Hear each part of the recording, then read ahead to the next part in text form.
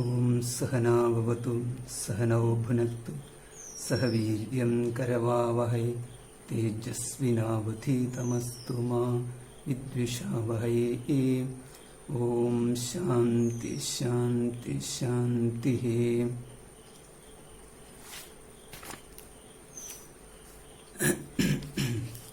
നമ്മളിനിയിപ്പം കാണാനുള്ള മന്ത്രം 8ാമത്തെ മന്ത്രം.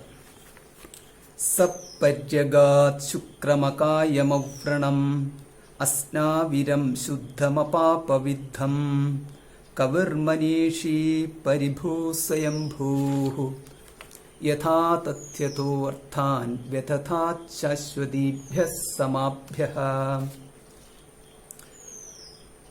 ഈ മന്ത്രം തൊട്ട് ഈ മന്ത്രത്തില് നമുക്ക് കാണാം ഇവിടെ ഈശ്വര സ്വരൂപ നിരൂപണം അഥവാ ബ്രഹ്മസ്വരൂപ നിരൂപണം അഥവാ ആത്മസ്വരൂപ നിരൂപണം എന്നുള്ളതാണ് ഇവിടുത്തെ വിഭാഗം. എന്താണ് നമ്മൾ ആരാധ്യം എന്ന് വിശേഷിപ്പിക്കുന്ന ഈ ചൈതന്യം എന്താണ് എന്നുള്ളതാണ്. സപര്യഗാത്. ഇപ്പൊ ഈ കുറച്ച് വാക്കുകൾ ഇങ്ങനെ അടുപ്പിച്ച് തന്നിരിക്കുകയാണ്. ഈ വാക്കുകളുടെ അർത്ഥം നമുക്ക് നോക്കാം. ഒന്ന്, സഹ അവൻ, പര്യഗാത് എല്ലായിടത്തും പോയവനും, ശുക്രം ശുദ്ധസ്വരൂപനും, അകായം കായമില്ലാത്തവൻ ശരീരമില്ലാത്തവനും. അതായത് ഇവിടെ കായം എന്നിവിടെ പറഞ്ഞിരിക്കുന്നത് സൂക്ഷ്മ ശരീരം ഇല്ലാത്തവൻ അർത്ഥം. അവ്രണം യാതൊരുവിധ വ്രണവും ക്ഷതവും ഇല്ലാത്തവൻ. അസ്നാവിരം സ്നായുക്കള് ഞരമ്പുകള് ഇല്ലാത്തവൻ. ഇവിടെ ഉദ്ദേശിച്ചിരിക്കുന്നത് സ്ഥൂല ശരീരത്തെ ആശ്രയിക്കാത്തവൻ. അപാപവിദ്ധം പാപരഹിതനും ആണ്. ശുദ്ധം ഇതെല്ലാം അടുപ്പിച്ചടുപ്പിച്ച് വാക്കുകൾ തന്നിരിക്കുകയാണ്. ശുദ്ധം നിർമ്മലൻ. ഇവിടെ കാരണശരീരത്തെ ആശ്രയിക്കാത്തവൻ എന്നർത്ഥം. കവിഹി കവിഹി സർവദൃക് എല്ലാം അറിയുന്നവൻ. മനീഷി മനസ്സിന്റെയും സാക്ഷിയായിട്ടുള്ളവൻ. പരിഭൂഹു എല്ലാത്തിനും ഉപരിയായിട്ടുള്ളവൻ. സ്വയംഭൂഹു സ്വയം ഭവിച്ചവൻ. യാഥാതഥ്യതഃ എങ്ങനെയാണോ വേണ്ടത് അപ്രകാരം. അർത്ഥാൻ വ്യതതാത് ശാശ്വതീഭ്യഃ സമാഭ്യഃ. ശാശ്വതീഭ്യഃ സമാഭ്യഃ ശാശ്വതന്മാരായ സംവത്സരാദി പ്രജാപതിമാർക്കായിട്ട്. അർത്ഥാൻ വ്യതതാത് അർത്ഥാൻ ഇവിടെ പറഞ്ഞിരിക്കുന്ന കർത്തവ്യങ്ങളെ വ്യതതാത് വിഭജിച്ചു കൊടുത്തു. അപ്പൊ ഇത് നമുക്കിവിടെ കാണുമ്പോൾ ഒന്ന് ഈ അവസാനത്തെ വരിയിലേക്ക് എത്തുമ്പോൾ അർത്ഥാൻ യാഥാതഥ്യതഃ അർത്ഥാൻ വ്യതതാത് ശാശ്വതീഭ്യഃ സമാഭ്യഃ എന്ന് പറയുന്ന ഭാഗത്ത് നമുക്ക് ഈ സംവത്സരാദി പ്രജാപതിമാർക്ക് കർത്തവ്യങ്ങൾ വിഭജിച്ചു കൊടുത്തു എന്നുള്ള ഒരു പ്രയോഗത്തെ കാണാം. അപ്പൊ സംവത്സരാദി പ്രജാപതിമാർക്ക് കർത്തവ്യങ്ങളെ വിഭജിച്ചു കൊടുത്തു എന്ന് പറഞ്ഞു കഴിഞ്ഞാൽ ഇവിടെ ഈ പ്രജാപതിമാരാണ്. പ്രജാപതിമാര് എന്ന് പറഞ്ഞിരിക്കുന്നത് കേവലം പ്രജാപതിമാരെ മാത്രമല്ല, എല്ലാ ദേവന്മാരും എല്ലാ അതിനകത്ത് ഇടും. അപ്രകാരമുള്ള അവരാലാണ് പ്രപഞ്ചത്തിലുള്ള സർവ്വജീവജാലങ്ങളുടെയും സൃഷ്ടിസ്ഥിതി പരിപാലനാദികളെല്ലാം നിർവഹിക്കുന്നവരാണ് ഈ പ്രജാപതിമാർ എന്ന് പറഞ്ഞിരിക്കുന്നത്. അപ്പൊ അവര് സംവത്സരാദി പ്രജാപതിമാർ എന്നുള്ള പ്രയോഗത്തിലൂടെ സംവത്സരം എന്ന് പറഞ്ഞാൽ കാലത്തെ സൂചിപ്പിക്കുന്നതാണ്. നമുക്ക് ഈ സംവത്സരം തുടങ്ങിയിട്ടുള്ള നാഴിക വിനാഴിക മാസം തുടങ്ങിയിട്ടുള്ളവയെല്ലാം ഈ കാലമാണ്. അപ്പൊ ഈ കാലത്തിനകത്ത് നമുക്ക് കാണാം വർത്തമാനകാലം, ഭൂതകാലം, ഭാവികാലം. ഈ ഭൂതകാലം, ഭാവികാലം, വർത്തമാനകാലം എന്ന് കാലത്തെ വിഭജിക്കുവാൻ സാധ്യമാകുന്ന വിധത്തിൽ കാലം നമുക്ക് പ്രകടമായെങ്കിൽ മാത്രമേ ഇവിടെ സൃഷ്ടി സ്ഥിതി സംഹാരം എന്ന് പറയുന്നത് നടക്കത്തുള്ളൂ. ചുരുക്കത്തിൽ കാലമുണ്ടെങ്കിലേ സൃഷ്ടി സ്ഥിതി സംഹാരം നടക്കത്തുള്ളൂ. അപ്പോൾ കാലത്തിലാണ് ജനിക്കുന്നത്, കാലത്തിലാണ് നിലനിൽക്കുന്നത്, കാലത്തിലാണ് അസ്തമിക്കുന്നത്. കാലം പിന്നെയും തുടരും.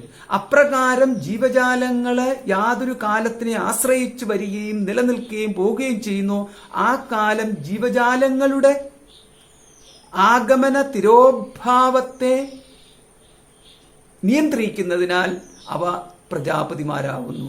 അപ്രകാരം ഇവിടെ അതായത് ഇവിടെ കാലം എന്നത് തന്നെ നമുക്കൊരു കോൺസെപ്റ്റ് എന്നുള്ള നിലയിൽ എടുക്കാം. ഇതിന്റെ ഒരു അബ്സ്ട്രാക്ട് ഫോമാണ് എന്ന് സാരം. അതായത് കാലത്തിന് സ്വതവേ തന്നെ അതിൽ ഭൂതഭാവി വർത്തമാനകാലങ്ങളില്ല. കാലം എന്ന് പറഞ്ഞു കഴിഞ്ഞാൽ അത് ഒരു യാതൊരു വിധത്തിലുള്ള ഒരു താരതമ്യത്തിനും വിധേയമാവാത്ത വിധത്തിൽ ഏകമായി സ്ഥിതി ചെയ്യുന്ന ഒന്നാണ്. അപ്പൊ നമുക്ക് കാലത്തിനെ സമപ്പെടുത്തുവാൻ പറ്റുന്നില്ല. ഇതേമാതിരിയാണ് ഈ പ്രജാപതിമാർ എന്ന് പറയുന്ന ഓരോ വിഭാഗവും. ആ പ്രജാപതിമാരിൽ ഓരോരുത്തരും നമുക്ക് നോക്കിക്കഴിഞ്ഞാൽ പല വിധത്തിലും നമുക്ക് കാണാം. അതായത് ഉരകങ്ങൾ മുഴുവൻ ഉണ്ടായത് ഒരു പ്രജാപതിയിൽ നിന്നാണ്, മനുഷ്യനുണ്ടായത് മറ്റൊരു പ്രജാപതിയിൽ നിന്നാണ്, ദേവന്മാരുണ്ടായത് ഒരു പ്രജാപതിയിൽ നിന്നാണ്, അസുരന്മാരുണ്ടായത് പ്രജാപതിയിൽ നിന്നാണ്.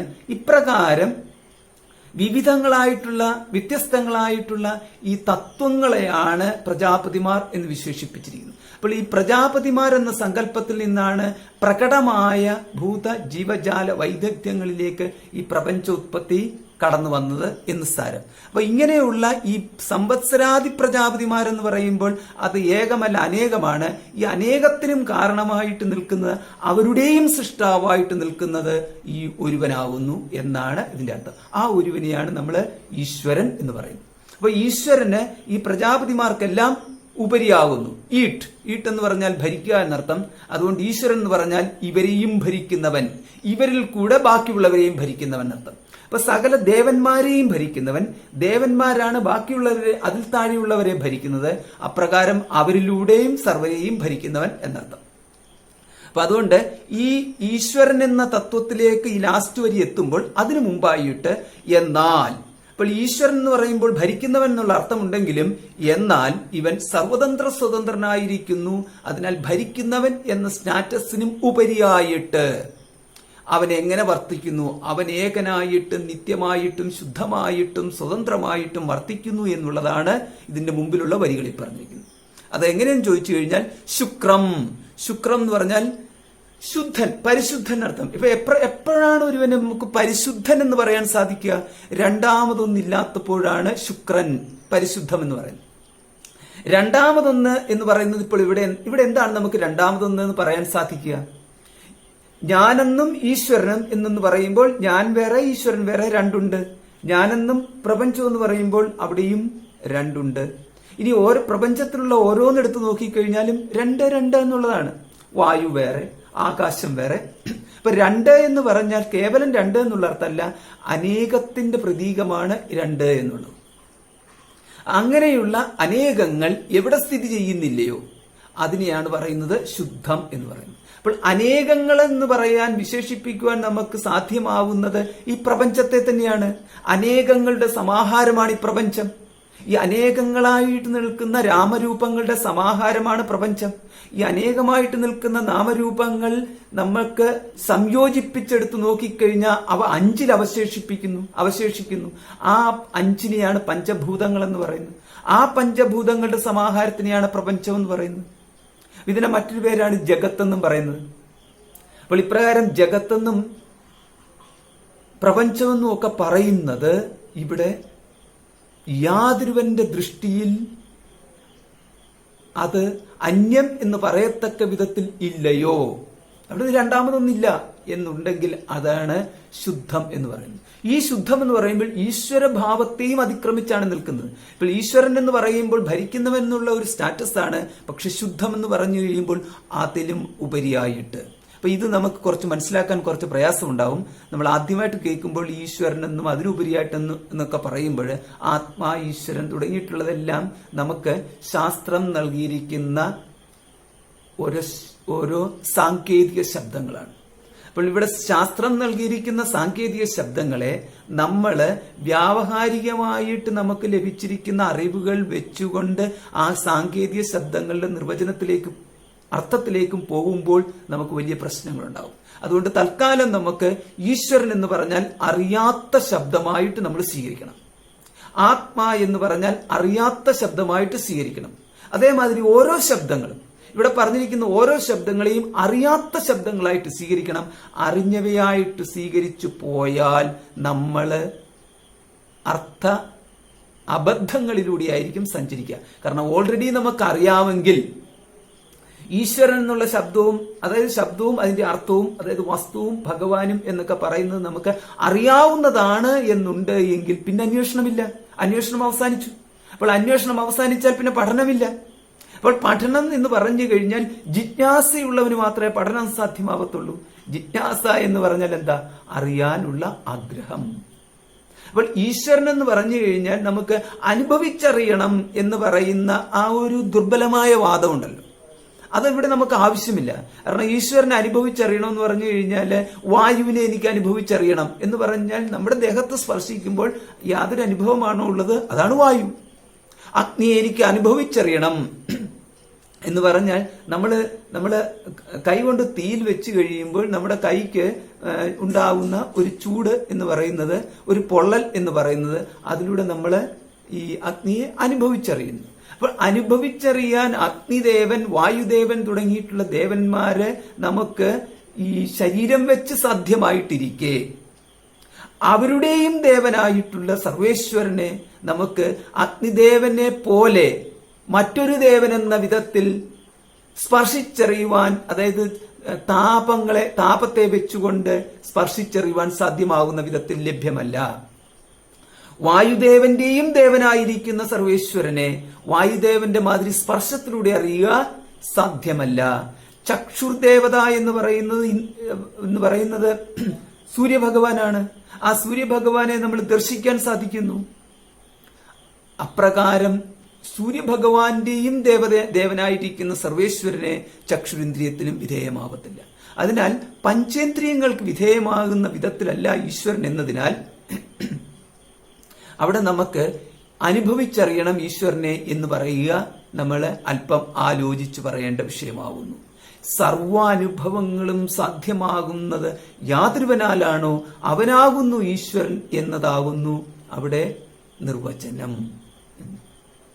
സർവാനുഭവങ്ങളും യാതൊരുവനാലാണോ സാധ്യമാവുന്നത്? എല്ലാ ജീവജാലങ്ങൾക്കും അസ്തിത്വം നൽകുന്നവനായിട്ട് യാതൊരുവനാണോ ഉള്ളത്? അവനാകുന്നു ഈശ്വരൻ.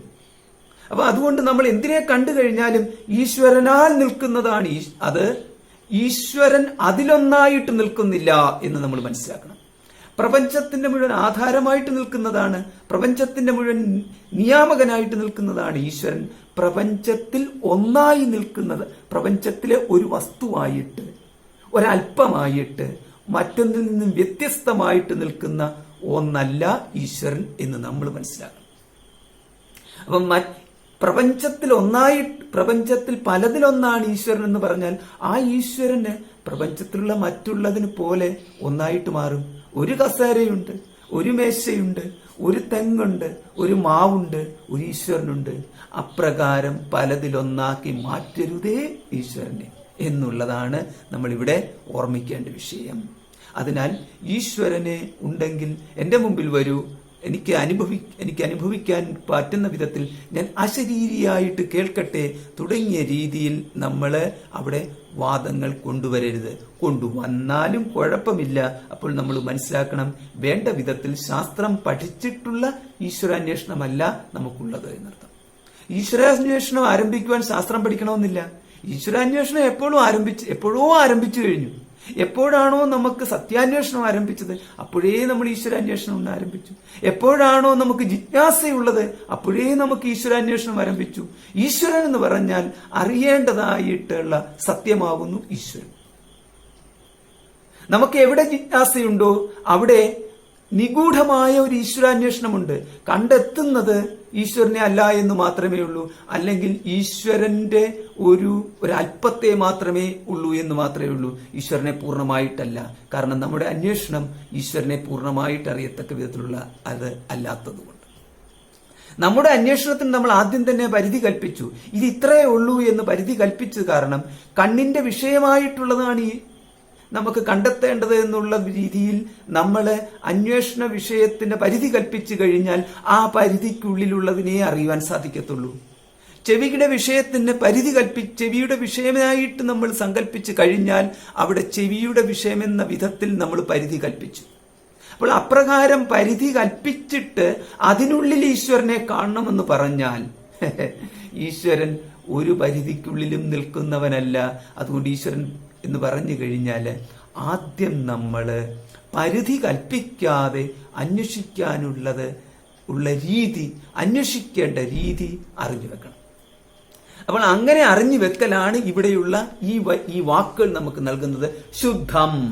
ശുദ്ധം എന്ന് പറഞ്ഞാൽ പഞ്ചേന്ദ്രിയ വിഷയത്തിന് ഗോചരമായ പ്രപഞ്ചവുമായിട്ട് സംബന്ധമുള്ളതല്ല എന്ന് സാരം. പ്രപഞ്ചത്തിന്റെ ഭാഗമല്ല. പ്രപഞ്ചം എന്ന് പറയുന്നതേ ഇല്ല. ശുദ്ധം. അതാണ് ശുക്രം. ശുദ്ധം എന്ന് പറയുന്നത്, ശുക്രം എന്ന് പറയുന്ന ഒന്ന്. പിന്നെ അകായം, അസ്നാവിരം, ശുദ്ധം. ഈ മൂന്ന് വാക്കുകൾ നമുക്ക് നോക്കാം. അപ്പൊ ഇവിടെ ശുക്രം എന്നിവിടെ പറഞ്ഞു കഴിഞ്ഞപ്പോൾ പരിശുദ്ധം എന്നുള്ള അർത്ഥത്തിലേക്ക് കൊടുത്തു. രണ്ടാമത്തെ വിഭാഗത്തിൽ ശുദ്ധം എന്നുള്ള വീണ്ടും ഒന്നുകൂടെ ആവർത്തിച്ചിട്ടുണ്ട്.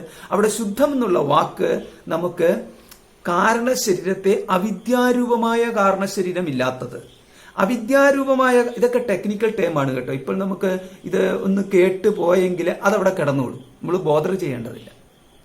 3 ശരീരങ്ങൾ ടെക്നിക്കൽ ടേമാണ്. 3 ശരീരങ്ങൾ: സ്ഥൂല ശരീരം, സൂക്ഷ്മ ശരീരം, കാരണശരീരം. നമുക്കറിയാവുന്ന ആകപ്പാടെ ഒരു ശരീരമാണ്. ആ ശരീരത്തിനെ ശാസ്ത്രം പറയുന്നു അങ്ങനെ ഒരു ശരീരം എന്നുള്ള രീതിയിൽ നമുക്ക് ഇതിനെ മുഴുവനും കൂടെ ക്രോഡീകരിക്കുവാൻ, സംഗ്രഹിക്കുവാൻ നമുക്ക് സാധ്യമല്ല. അതുകൊണ്ട് 3 തിരിച്ചിരിക്കുന്നു. സ്ഥൂല ശരീരം എന്ന് പറഞ്ഞാൽ നമുക്ക് തൊടാൻ സാധിക്കുന്ന, നമുക്ക് നമ്മുടെ കൈ കാണാൻ സാധിക്കുന്ന, കൈ രണ്ടും കൂടെ കൂട്ടിയടിച്ചു കഴിഞ്ഞാൽ നമുക്ക് ശബ്ദം കേൾക്കാം. ഇപ്രകാരം നമുക്ക് പഞ്ചേന്ദ്രിയങ്ങൾ കൊണ്ട് ഉണ്ട് എന്ന് പറയത്തക്ക വിധത്തിൽ നമുക്കുള്ളത് എന്താണോ അതാണ് സ്ഥൂല ശരീരം. ആ സ്ഥൂല ശരീരം ആണ് നമുക്ക് ഒരു ഐഡന്റിറ്റി എന്ന് പറഞ്ഞു കഴിഞ്ഞാൽ ഞാൻ ഇന്നതാണ്, ഒരു രൂപമുണ്ട്, ഞാൻ ഒരു മൃഗമല്ല, ഞാനൊരു സസ്യമല്ല, ഞാനൊരു ഘടമല്ല. ഇപ്രകാരം മറ്റെല്ലാത്തിൽ നിന്നും വ്യത്യസ്തമായിട്ട് എന്നെ ഞാനാക്കി നിർത്തിക്കൊണ്ടിരിക്കുന്ന ഒന്നാണ് സ്ഥൂല ശരീരം. അപ്പൊ ഈ സ്ഥൂല ശരീരമാണ് നമുക്ക് നമ്മുടെ ഫേസ് ഐഡന്റിറ്റി എന്ന് പറയുന്നത്. അതാണ് നമുക്ക് ഈ സ്റ്റാമ്പ് അടിച്ചു തരുന്നത് മുഴുവനും. ഇപ്പൊ പാസ്പോർട്ടിലാണെന്നുണ്ടെങ്കിലും മറ്റിടത്തൊക്കെ ആണെന്നുണ്ടെങ്കിലും നമ്മുടെ ഫേസ് നോക്കും. നമ്മൾ മുഖം മാറ്റിയിട്ട് ഇതുകൊണ്ട് ചെന്ന് കഴിഞ്ഞാൽ എല്ലായിടത്തും നമ്മളെ റിജക്റ്റ് ചെയ്യും. അപ്പൊ ഇങ്ങനെയുള്ള നമ്മുടെ ഐഡന്റിറ്റി നൽകുന്ന ഈ സ്ഥൂല ശരീരത്തിന് ഉള്ളിൽ സ്ഥിതി ചെയ്തുകൊണ്ട് ഈ സ്ഥൂല ശരീരത്തിനെ സചേതനമാക്കി നിർത്തിക്കൊണ്ട് കഴിക്കുന്ന ആഹാരത്തെ ദഹിപ്പിക്കുക, അതേപോലെ ഈ സ്ഥൂല ശരീരത്തിൽ ഇരുന്നുകൊണ്ട് കാണുക, കേൾക്കുക, ഇങ്ങനെയുള്ള എല്ലാവിധ ഇന്ദ്രിയ പ്രവർത്തികളും പ്രാണപ്രവർത്തികളും എല്ലാം കൂടെ ചേർന്ന ഒന്ന് നമുക്ക് ഈ സ്ഥൂല ശരീരത്തിന്റെ ഉള്ളിലുണ്ട്. അതിനെയാണ് പറഞ്ഞിരിക്കുന്നത് സൂക്ഷ്മ ശരീരം എന്ന് പറയുന്നത്. അപ്പൊ സ്ഥൂല ശരീര സൂക്ഷ്മ ശരീരങ്ങളുടെ സംയോഗഫലമായിട്ടാണ് അവ രണ്ടും കൂടെ ചേർന്ന ഒറ്റ രൂപമായിട്ടാണ് നമുക്ക് നമ്മളെ തന്നെ അറിയാൻ സാധിക്കുന്നത്. അത് കാരണം വർത്തമാനം നമ്മൾ പറയുമ്പോൾ സ്ഥൂല ശരീരവുമുണ്ട്, സൂക്ഷ്മ ശരീരവുമുണ്ട്, രണ്ടും കൂടെ ചേർന്ന്. ചിന്തിക്കുമ്പോൾ ഈ ചിന്തിക്കുന്ന മനസ്സിന് ഇരിക്കാൻ ഒരു സ്ഥൂല ശരീരം വേണം, ഇപ്പൊ രണ്ടും കൂടെ ചേർന്നതാണ്. ശബ്ദം കേൾക്കുമ്പോൾ ശബ്ദം കേൾക്കാൻ വേണ്ടിയിട്ട് നമുക്ക് സ്ഥൂല ശരീരവും വേണം, സൂക്ഷ്മ ശരീരവും വേണം. ഇപ്പൊ ഇത്രയേ ഉള്ളൂ സൂക്ഷ്മ ശരീരം എന്ന് പറഞ്ഞു. സൂക്ഷ്മ ശരീരം എന്ന് പറഞ്ഞാൽ അനങ്ങാൻ നമുക്ക് സ്വേച്ഛാനുസരണം ഒന്ന് അനങ്ങാൻ സാധിക്കുകയാണെങ്കിൽ, നമുക്ക് എന്തെങ്കിലും ഒന്ന് അറിയാൻ സാധിക്കണമെങ്കിൽ, അതായത് നമ്മൾ ഉണ്ട് എന്ന് നമുക്ക് അറിയാൻ സാധിക്കണമെങ്കിൽ സൂക്ഷ്മ ശരീരം സ്ഥൂല ശരീരത്തിന് ഉള്ളിൽ വേണം. അതുകൊണ്ട് ഈ സൂക്ഷ്മ ശരീരം പോയാൽ അതിനെയാണ് നമ്മൾ മരണം എന്ന് പറയുന്നത്. ഇത്രയേ ഉള്ളൂ. സൂക്ഷ്മ ശരീരം പോയാൽ മരണം എന്ന് പറയും. അപ്പൊ അതുകൊണ്ട് അർത്ഥം എന്ന് പറഞ്ഞാൽ നമ്മളിൽ നിന്ന് സൂക്ഷ്മ ശരീരം വിട്ടുപോയി എന്നല്ല, സ്ഥൂല ശരീരം വിട്ട് സൂക്ഷ്മ ശരീരം പോയാൽ മരണം എന്ന് പറയും. അപ്പൊ നമ്മളിൽ നിന്ന് വിട്ടുപോകുന്നതല്ല സൂക്ഷ്മ ശരീരം. അതുകൊണ്ട് സൂക്ഷ്മ ശരീരത്തിനും കാരണമായിട്ട് മറ്റൊരു ശരീരത്തെ പറയുന്നു, അതിനെയാണ് പറയുന്നത് കാരണശരീരം എന്ന് പറയും.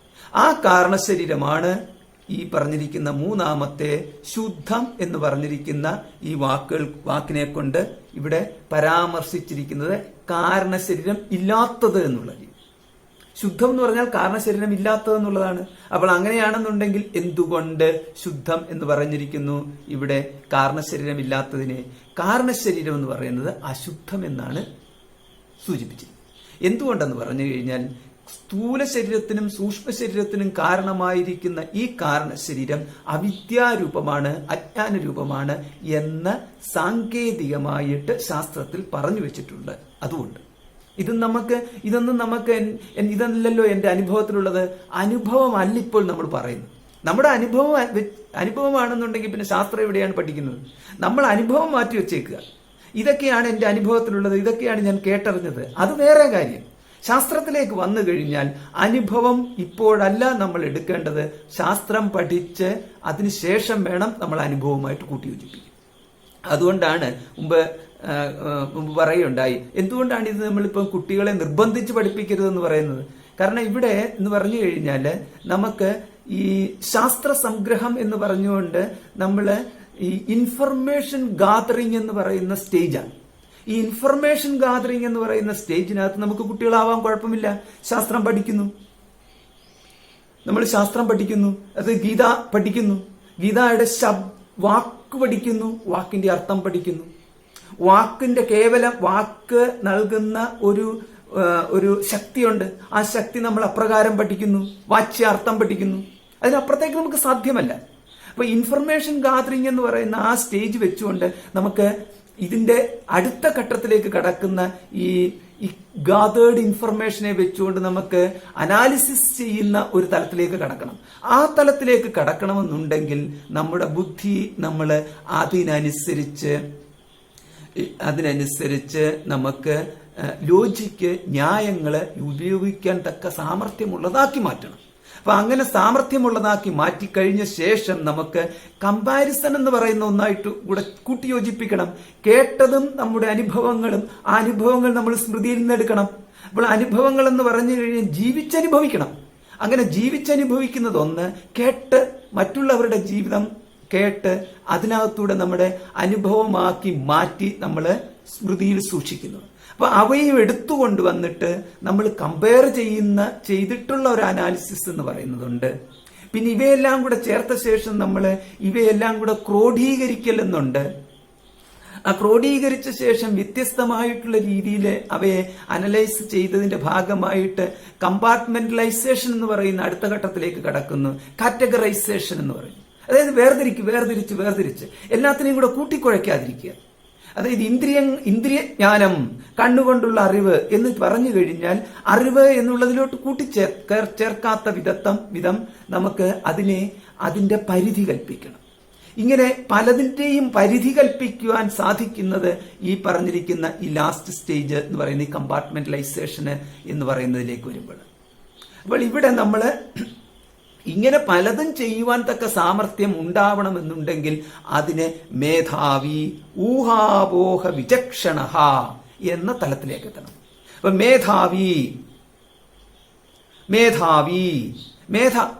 മേധ ഉണ്ടായിരിക്കണം.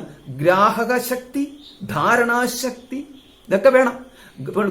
ഗ്രഹിക്കുവാനുള്ള ശക്തി മാത്രം പോരാ, ഗ്രഹിച്ചതിനെ ധരിക്കുക എന്ന് പറഞ്ഞു കഴിഞ്ഞാൽ ആദ്യന്തം അതിനെ മുഴുവൻ ഏകതലത്തിൽ പ്രതിഷ്ഠിപ്പിച്ചുകൊണ്ട് നോക്കിക്കാണാനുള്ള ശേഷി, അതിനെയാണ് നമ്മൾ ധാരണാശേഷി എന്ന് പറയുന്നത്. അപ്പോൾ ഗ്രാഹക ശേഷി മാത്രം പോരാ, ധാരണാശേഷിയും കൂടെ വേണം. പിന്നെ ധാരണാശേഷിക്ക് ശേഷം അപഗ്രഥന ശേഷി എന്ന് പറയുന്നത് വരും. അപ്പോൾ അങ്ങനെ അപഗ്രഹിച്ച ശേഷം അവയെ പ്രതിഷ്ഠിക്കേണ്ടിടത്ത് യഥാവിധി പ്രതിഷ്ഠിക്കുവാനുള്ള ശേഷി വേണം. ഇങ്ങനെയൊക്കെ പറയുമ്പോഴാണ് മേധാവി, ഊഹാപോഹ വിചക്ഷണൻ എന്ന് പറയുന്ന അടുത്തതിലേക്ക് എത്തുക എന്ന് പറഞ്ഞു കഴിഞ്ഞാൽ സ്വീകരിക്കേണ്ടത് സ്വീകരിക്കാനും ഉപേക്ഷിക്കേണ്ടത് ഉപേക്ഷിക്കാനും ഓരോ ഘട്ടത്തിലും. അപ്പോൾ ഈ ഊഹാപോഹ വിചക്ഷണത്വം എന്ന് പറഞ്ഞാൽ ഉപേക്ഷിക്കേണ്ടത് ഉപേക്ഷിക്കുക എന്ന് പറഞ്ഞു കഴിഞ്ഞാൽ അവിടെയാണ് നമ്മൾ ഇതിന് ഈ ശാസ്ത്രഗ്രഹണത്തിന് നമ്മൾ ലക്ഷണങ്ങളൊക്കെ ഉപയോഗിക്കുന്നത്. അതിനൊത്തക്ക യോഗ്യത വേണം. അപ്പൊ നമ്മൾ ഇത് ശാസ്ത്രത്തിന്റെ ലക്ഷണം ഉപയോഗിക്കുക എന്നൊക്കെ പറയുമ്പോൾ നമുക്ക് തോന്നും, ഇതെന്തൊരു വലിയ സംഭവമാണ്, നമ്മൾ ഇതൊന്നും ആദ്യമായിട്ട് കേൾക്കുക, ഇതൊക്കെ എനിക്ക് പറ്റത്തില്ലല്ലോ. അങ്ങനെയൊന്നും തോന്നേണ്ടതില്ല. ഇതെല്ലാം നമ്മൾ ഈ പറയുന്ന ക്ലാസ്സിനുള്ളിൽ തന്നെ പെട്ടതാണ്. പിന്നെ ഞാനിപ്പം കുറച്ച് ഇതിന്റെ ഒരു ടെക്നിക്കൽ ടേംസ് ഒക്കെ പറഞ്ഞതേ ഉള്ളൂ. ആ പറഞ്ഞതെന്ന് പറഞ്ഞു കഴിഞ്ഞാൽ ഒരു ചോദ്യം ഉണ്ടായി കഴിഞ്ഞ ദിവസത്തെ ക്ലാസ്സിന് ശേഷം. കുട്ടികളായാൽ അവർക്ക് ഇതെല്ലാം പഠിപ്പിച്ചു കഴിഞ്ഞാൽ അവർക്കങ്ങ് മനസ്സിലാവത്തില്ലേ എന്ന് ചോദിച്ചപ്പോൾ അതിന്റെ ഉത്തരമായിട്ടാണ് പറയുന്നത് ഇതെല്ലാം കൂടെ വേണം. ചുരുക്കത്തിൽ കുട്ടിയായതുകൊണ്ടല്ല, ഇതെല്ലാം കൂടെ വേണം എന്ന് മാത്രമേ പറഞ്ഞു. അപ്പൊ ഇപ്പം ഒരു വാക്ക് പറയുകയുണ്ടായി, ഇതെല്ലാം ഊഹാപോഹ വിചക്ഷണനായിരിക്കണമെന്ന് പറഞ്ഞു. അപ്പൊ ഊഹാപോഹ വിചക്ഷണൻ എന്ന് പറഞ്ഞു കഴിയുമ്പോൾ ലക്ഷണ പ്രയോഗിക്കാൻ സാമർഥ്യമുള്ളവനായിരിക്കണമെന്ന് പറഞ്ഞു. അപ്പൊ ലക്ഷണ പ്രയോഗിക്കാൻ സാമർഥ്യമുള്ളവൻ എന്ന് പറയുമ്പോൾ നമ്മൾ തോന്നുന്നു, എന്താണ് ഈ ലക്ഷണ പ്രയോഗിക്കാൻ? ചുരുക്കത്തിൽ നമുക്ക് ഏറ്റവും ഈസി ആയിട്ടൊന്ന് പറയാം, ഇത് നമ്മൾ നിത്യജീവിതത്തിൽ പ്രയോഗിക്കുന്ന ഒന്നാണ് ലക്ഷണ. എല്ലാവരും കാണാതെ പഠിച്ചിട്ട് വരണം ഈ മന്ത്രം എന്ന് ഞാനിപ്പം പറഞ്ഞു. ഓ, അപ്പൊ കഴിഞ്ഞ ക്ലാസ്സിൽ പറഞ്ഞു എന്ന് വിചാരിക്കുക. എന്നിട്ട് ഇപ്രാവശ്യം ഇപ്പം ഞാൻ ചോദിച്ചു, എല്ലാവരും കാണാതെ പഠിച്ചുവോ? അപ്പൊ കാണാതെ പഠിച്ചിട്ട് വരണം എന്ന് പറഞ്ഞു. കാണാതെ പഠിച്ചുവോ? അപ്പൊ നമ്മൾ ഒരു ചോദ്യം തിരിച്ചങ്ങോട്ട് ചോദിക്കാം. ആദ്യമായിട്ട് കേൾക്കുന്ന ഒരു വ്യക്തി ചോദിക്കാം, കാണാതെ പഠിക്കാൻ പറ്റുമോ? ടെക്സ്റ്റ് നോക്കിയാലല്ലേ പഠിക്കാൻ പറ്റത്തുള്ളൂ. അപ്പൊ ഇതെങ്ങനെയാണ് ഈ കാണാതെ, പുസ്തകം നോക്കാതെ എങ്ങനെയാണ് പഠിക്കുന്നത്? പുസ്തകം നോക്കിയാലല്ലേ പഠിക്കാൻ പറ്റത്തുള്ളൂ. അപ്പോൾ നമ്മൾ ഈ കാണാതെ പഠിക്കുക എന്ന് പറഞ്ഞു കഴിഞ്ഞാൽ, നോക്കാതെ പഠിക്കുക എന്നൊക്കെ പറഞ്ഞു കഴിഞ്ഞാല്, നമ്മൾ കാണാതെ ചൊല്ലുക, പദ്യം കാണാതെ ചൊല്ല് എന്ന് പറഞ്ഞാല്, കാണാതെ പഠിക്കുക എന്ന് പറഞ്ഞതിന് ശേഷം കാണാതെ ചൊല്ലുക എന്ന് പറഞ്ഞാൽ പുസ്തകം നോക്കാതെ ചൊല്ലുക എന്നർത്ഥമാണ്. പക്ഷെ കാണാതെ പഠിക്കുക എന്ന് പറഞ്ഞാലോ, പുസ്തകം കാണാതെ നമുക്ക് എങ്ങനെ പഠിക്കാൻ സാധിക്കുക? അങ്ങനെ വരുമ്പോൾ അതിന്റെ അർത്ഥം എന്താ? അവിടെ നമ്മള് കാണാതെ പറയാൻ പറ്റുന്ന വിധം പഠിക്കുക എന്നർത്ഥം. അത്രയേ ഉള്ളൂ. ഇതിന്റെ ഇടയ്ക്കുള്ളത് നമ്മൾ അങ്ങ് ഡ്രോപ്പ് ചെയ്തു.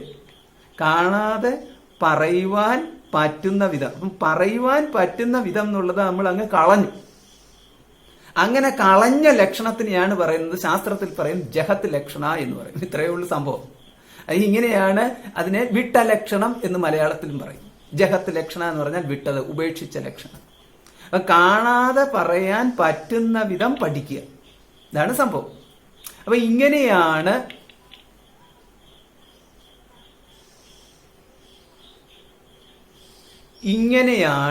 നമ്മള്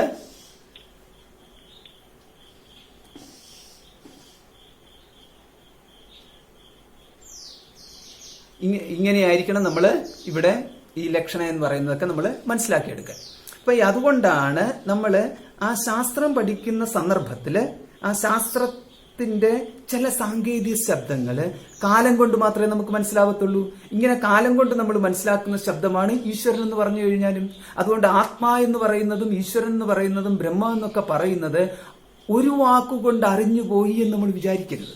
അറിയാത്തവ ഇതുവരെയും അറിയാത്തതായിട്ടും ഇനി അടുത്ത ക്ലാസ്സുകളിലും അറിയാൻ സാധ്യമല്ലാത്തതുമായ രീതിയിലേ നമ്മൾ വെക്കാവൂ.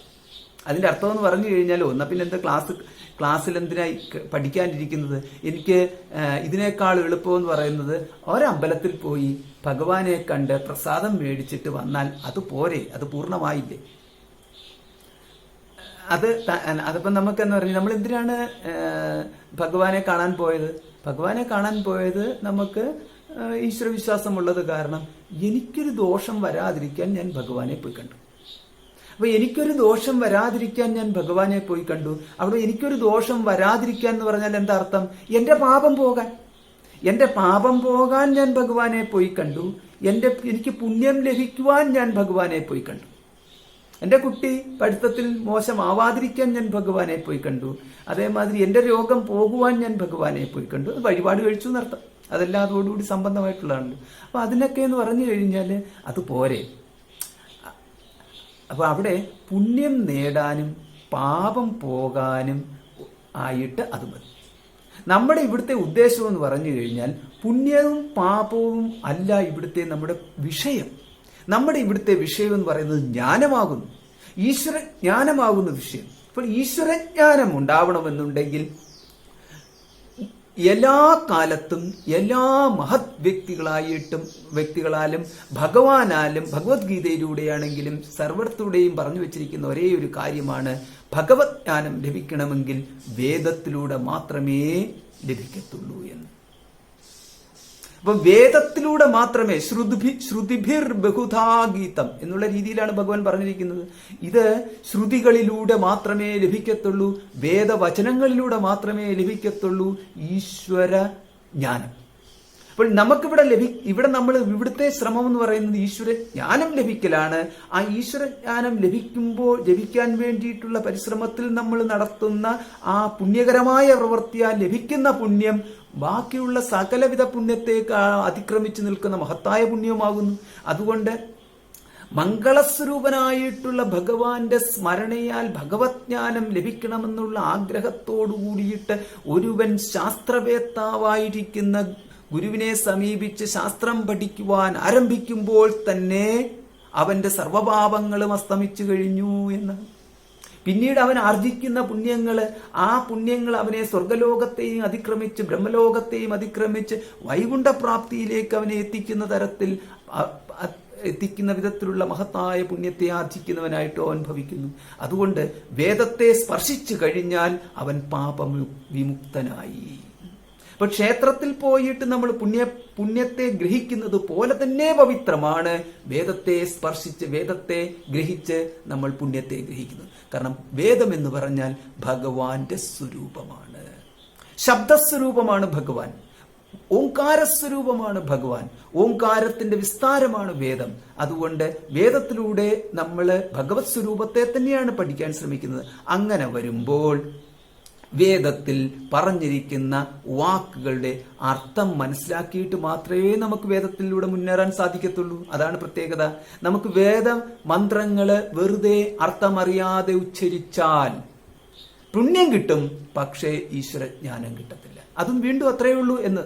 അതായത് ഒരു പ്രയോഗമുണ്ട്, ചന്ദനത്തിന്റെ ഗന്ധമറിയാതെ ചന്ദനം ചുമക്കുന്ന ഗർദ്ധഭം പോൽ എന്ന് യാസ്ക മഹർഷി നിരുക്തത്തിൽ അങ്ങനെ ഒരു പ്രയോഗം നടത്തിയിട്ടുണ്ട്. വേദത്തിന്റെ അർത്ഥം അറിഞ്ഞിട്ട് വേണം മന്ത്രം നമ്മൾ ചൊല്ലുവാൻ. അപ്പൊ അങ്ങനെ വരുമ്പോഴാണ് ഇവിടുത്തെ നമ്മളിപ്പോൾ പഠിക്കുന്നത് വേദമാണ്. നമ്മൾ മുമ്പേ തന്നെ കാണുകയുണ്ടായി. അപ്പം കവീർ, മനീഷി, പരിഭൂ, സ്വയംഭൂ ഇപ്രകാരം പറഞ്ഞിരിക്കുന്ന വാക്കുകളെല്ലാം വേദശബ്ദങ്ങളാണ്. അതുകൊണ്ട് ഓരോ വാക്കിന്റെയും അർത്ഥം നമ്മൾ പഠിക്കണം.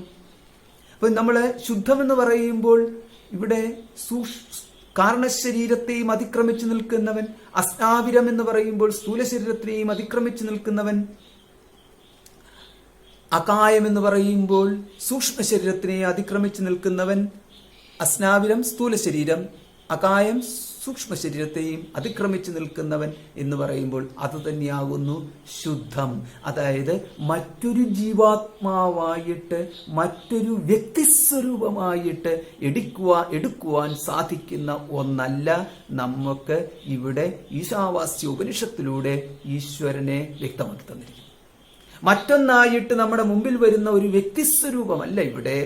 അങ്ങനെയുള്ള വ്യക്തിസ്വരൂപങ്ങളുടെ രീതിയിൽ നമ്മൾ ഒരുപാട് സങ്കല്പങ്ങൾ നമ്മൾ നടത്തിയിട്ടുണ്ട്. ഈശ്വര സങ്കല്പങ്ങൾ ഒരുപാട് നടത്തിയിട്ടുണ്ട്. അവയെക്കുറിച്ച് ഇനിയുള്ള നമ്മൾ നടത്തി വച്ചിരിക്കുന്ന സങ്കല്പങ്ങളിലൂടെയും ഉപാസനകളുടെയും മറ്റും കാര്യങ്ങളെക്കുറിച്ച് ഇനി വരാൻ പോകുന്ന ഭാഗത്ത് പറയുന്നുണ്ട്. ഇപ്പോൾ ഇവിടെ നമുക്ക് കാണാം കവിഹി. ആരാണ് കവി? സാക്ഷാൽ ഭഗവാനെയാണ് പറഞ്ഞിരിക്കുന്നത് കവി എന്ന് പറഞ്ഞിരിക്കുന്നത്. കവി എന്ന് പറഞ്ഞു കഴിഞ്ഞാൽ ഇപ്പൊ എന്താ? രചനാ സാമർഥ്യാത് കവിഹി എന്നാണ് പറഞ്ഞിരിക്കുന്നത്. അപ്പം കവി എന്ന് പറയുന്നത് ലോകത്തെ നമ്മൾ കാണുന്നു, കവിയും ലോകത്തെ കാണുന്നു. പക്ഷെ ഒരു കാവ്യം ഉണ്ടാകുമ്പോൾ എപ്രകാരമാണ് ആ ലോകത്തിന്റെ ഒരു വിവരണം അത് ഒരു കാവ്യമായിട്ട് വരുമ്പോൾ ആകെ മാറിപ്പോകും. അത് ആസ്വാദ്യമായിട്ട് ഹൃദ്യമായിട്ട് അതൊരു കാവ്യം സുഗേയം എന്നുള്ള രീതിയിൽ അത് അത്യധികം മനോഹരമായിട്ട് തീരുന്നു. അപ്പോൾ ഈ പ്രപഞ്ചം എന്ന് പറഞ്ഞിരിക്കുന്നത് ഒരു കാവ്യമാണ്. ഇത് ഭഗവാന്റെ ഒരു രചനയാണ്. അപ്പോൾ ഇപ്രകാരം പ്രപഞ്ചമാകുന്ന കവിതയെ രചിച്ചവനാണ് കവി എന്ന് പറഞ്ഞിരിക്കുന്നത്. കവിർ മനീഷി. എന്തുകൊണ്ടാണ് മനീഷി എന്ന് പറഞ്ഞു കഴിഞ്ഞാൽ? അപ്രകാരമുള്ള സാമർഥ്യം എന്ന് പറഞ്ഞാൽ മനസ്സിന്റെയും സാക്ഷിയായിട്ട് സ്ഥിതി ചെയ്തുകൊണ്ട് സർവത്തെയും വീക്ഷിക്കുന്നവനായിട്ട്, അതായത് ജ്ഞാനം പൂർണ്ണജ്ഞാനമുള്ളവന് പൂർണ്ണമായിട്ട് ആ രചന എന്ന് പറഞ്ഞാൽ അതിനകത്ത് യാതൊരുവിധ കുറ്റവും കുറവുമില്ലാത്തതായ ഒരു രചന. ആർക്കും ഒരു തരി കുറ്റം കണ്ടുപിടിക്കാൻ സാധ്യമല്ലാത്ത വിധത്തിലുള്ള ഒരു രചനയാണ് ഈ പ്രപഞ്ച സൃഷ്ടി എന്ന് പറയുന്നത്. അതുകൊണ്ടാണ് മനീഷി എന്ന് പറഞ്ഞിരിക്കുന്നത്. മനീഷി പിന്നെ അതിനുള്ളിൽ ഒന്നായിട്ട് നിൽക്കുന്നവനല്ല, അതിനെ ആശ്രയിച്ച് നിൽക്കുന്നതല്ല. ചുരുക്കത്തിൽ ഒരു ലോകം വേണ്ട ഭഗവാന് നിൽക്കുവാൻ. നമ്മൾ വിചാരിക്കുന്നത് വൈകുണ്ഠമില്ലെങ്കിൽ വിഷ്ണു എവിടെ പോയിരിക്കും? ബ്രഹ്മലോകമില്ലെങ്കിൽ ബ്രഹ്മാവിനിരിക്കാൻ സ്ഥാനമില്ലല്ലോ. കൈലാസമില്ലെങ്കിൽ പിന്നെ ശിവൻ എവിടെ? ദേവലോകത്തിലാണെങ്കിൽ ദേവലോകമില്ലെങ്കിൽ പിന്നെ ദേവന്മാർ എവിടെ പോകും? മനുഷ്യലോകം ഭൂലോകമില്ലെങ്കിൽ മനുഷ്യരെവിടെ പോകും? ഇപ്രകാരം നമ്മൾ പരിമിത സങ്കല്പങ്ങൾ വെച്ചുകൊണ്ട് നോക്കിക്കഴിയുമ്പോഴാണ് നമുക്ക് ഈശ്വരനിരിക്കാൻ ഒരു സ്ഥലം വേണം എന്ന് പറയും. പക്ഷെ അപ്രകാരമല്ല, അവൻ പരിഭൂ ആണ്. ഇവിടുത്തെ പ്രയോഗമാണിത്, പരിഭൂഹു. എല്ലാത്തിനും ഉപരിയായിട്ടുള്ളത്, എല്ലാത്തിനും ഉപരി എന്ന് പറഞ്ഞു കഴിഞ്ഞാൽ നമ്മുടെ ലോകസങ്കല്പങ്ങൾക്കും ഉപരിയായിട്ടുള്ളവൻ. എന്തുകൊണ്ടാണ് ലോകസങ്കല്പങ്ങൾ ലോകങ്ങൾക്കുപരി എന്ന് പറഞ്ഞാൽ പോരെയെന്ന്? നമ്മുടെ അറിവിൽ ഇപ്പോൾ ഒരു ലോകമേ ഉള്ളൂ, അത് നമ്മൾ ജീവിക്കുന്ന ഭൂലോകം. ബാക്കിയുള്ള ലോകങ്ങൾ മുഴുവൻ നമ്മുടെ സങ്കല്പത്തിലാണ്. അതുകൊണ്ടാണ് ലോകസങ്കല്പങ്ങൾ. പരിഭൂ പിന്നെ സ്വയംഭൂ. രണ്ടാമത്തെ പ്രയോഗമാണ് സ്വയംഭൂഹു. സ്വയംഭൂഹു എന്ന് പറഞ്ഞു കഴിഞ്ഞാൽ സ്വയമേവ ഭവിച്ചവൻ. സ്വയമേവ ഭവിച്ചവൻ എന്ന് പറഞ്ഞു കഴിയുമ്പോൾ ഇവിടെ എപ്പോഴും നമ്മൾ ഒന്നുമായിട്ട് കമ്പയർ ചെയ്താണ് നോക്കുന്നത്. ഇവിടെ നമുക്കിപ്പം കമ്പയർ ചെയ്യാൻ എന്താ ഉള്ളത്? ഈ മുന്നിലുള്ള ഏതെങ്കിലും ഒന്നിനെ എടുക്കുക എന്ന് പറയുമ്പോൾ ഈ കാണപ്പെടുന്ന ഒരു വൃക്ഷത്തിനെ എടുക്കുക. ആ വൃക്ഷത്തിനൊരു കാരണമുണ്ടായിരുന്നു. ആ വൃക്ഷത്തിന്റെ കാരണം മുമ്പൊരു വൃക്ഷമായിരുന്നു, അതിനും കാരണം മുമ്പൊരു വൃക്ഷമായിരുന്നു. ഇപ്രകാരം കാര്യകാരണ രൂപത്തിൽ സംബന്ധപ്പെട്ട് നിൽക്കുന്നതാണ് ഈ കാണപ്പെടുന്നതെല്ലാം. ഒരു കാരണമില്ലാത്ത രീതിയിൽ അകാരണമായിട്ട് ഇവിടെ ഒന്നും തന്നെ ഇല്ല. അങ്ങനെ ഉള്ള ഒന്നായിട്ട് ഈശ്വരനെ നമ്മൾ കണ്ടാൽ ഈശ്വരനും നമുക്കൊരു കാരണത്തെ പറയേണ്ടി വരും. അപ്പോൾ ഈശ്വരന് ഒരു കാരണത്തെ പറഞ്ഞാൽ നമുക്കിപ്പോ എന്താ, പ്രപഞ്ചത്തിന്റെ മുഴുവൻ കാരണം ഈശ്വരൻ എന്ന് പറയാം. ഈശ്വരനൊരു കാരണം എന്ന് പറഞ്ഞു കഴിഞ്ഞാൽ അത് ഈശ്വരനേക്കാളും ശ്രേഷ്ഠമായിട്ടുള്ള മറ്റെന്തോ ഒന്നായി പോകും. അങ്ങനെയൊന്നും സംഭവിക്കാതിരിക്കാൻ വേണ്ടിയിട്ടാണ് ഇവിടുത്തെ ഈ പ്രയോഗം നടത്തിയിരിക്കുന്നത്. പരിഭൂഹു, എല്ലാത്തിനും ഉപരിയായിട്ടുള്ളവൻ എന്ന് പറഞ്ഞു കഴിഞ്ഞാല് സർവവിധ കാര്യങ്ങൾക്കും അതീതനായിട്ട്, പ്രപഞ്ചത്തിനും അതീതമായിട്ട് സ്വയംഭൂ എന്നുള്ള രീതിയിൽ സ്വയം ഭവിച്ചവൻ, എല്ലാവിധത്തിലുള്ള കാര്യങ്ങൾക്കും അതീതവനായവൻ, അതായത് കാരണരഹിതൻ എന്ന്. അങ്ങനെയുള്ള ആ ഈശ്വരൻ എന്തുതരം പ്രവൃത്തിയിൽ ഏർപ്പെടുന്നു എന്നുള്ളതാണ് നമ്മൾ ആദ്യം തന്നെ പറഞ്ഞിരിക്കുന്ന ലാസ്റ്റ് വരി. യാഥാതഥ്യതഃ അർത്ഥാൻ വ്യതഥാത്.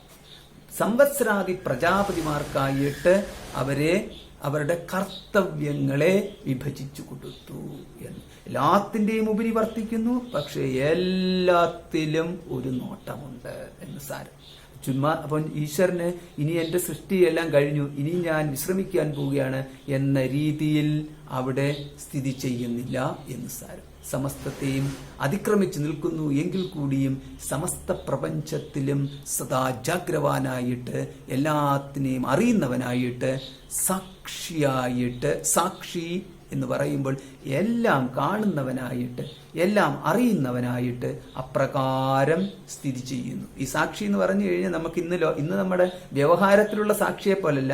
സാക്ഷി എപ്പോഴാണോ മാപ്പുസാക്ഷിയാകുന്നതും കൂട്ടുപ്രതിയാകുന്നതും എന്ന് പറയുന്നത് പോലെയുള്ള സാക്ഷിയല്ല. സാക്ഷി എന്ന് പറഞ്ഞാൽ നിത്യസാക്ഷി. ഒരിക്കലും അതിനകത്തുനിന്നും ഒരു മാറ്റവും വരുന്നില്ല എന്ന് സാരം. പിന്നെ സാക്ഷി എന്ന് പറഞ്ഞു കഴിഞ്ഞാൽ വേറൊന്നുണ്ട്, ഒരിക്കലും ഇതിനോട് സാക്ഷ്യമായതിനോട് പോയി ചേരത്തില്ല എന്ന് സാരം. അതായത് സാക്ഷ്യം എന്ന് പറഞ്ഞു കഴിയുമ്പോൾ അതിന്റെ ഭാഗമായി തീരുമ്പോൾ ഒരു ഭോക്താവ് എന്നുള്ള രീതിയിലേക്ക് മാറി. അപ്രകാരം ഒരു ഭോക്താവ് എന്നുള്ള സ്ഥാനത്തിലേക്ക് ഒരിക്കലും മാറുന്നില്ല. അതിൽ നിന്നും സർവദാ സ്വതന്ത്രമായിട്ട് അങ്ങനെ നിൽക്കുന്നു. ഇപ്പം ഇവിടെ നമ്മൾ പറഞ്ഞിരിക്കുന്ന ഇത്രയും ഈശ്വരനെ കുറിച്ച് പറയുമ്പോൾ നമുക്ക് ഇതൊന്നും എനിക്ക് മനസ്സിലാവാത്ത ഈശ്വരനാണ് എന്നുള്ള ഒരു പ്രതീതി ഉണ്ടാവും. അങ്ങനെ നമുക്ക് മനസ്സിലാവാത്തതാണ് എന്ന് മനസ്സിലായെങ്കിൽ അത് നമ്മുടെ മനസ്സിലാകലിന്റെ ഒന്നാം ഘട്ടമാണ് എന്നത്.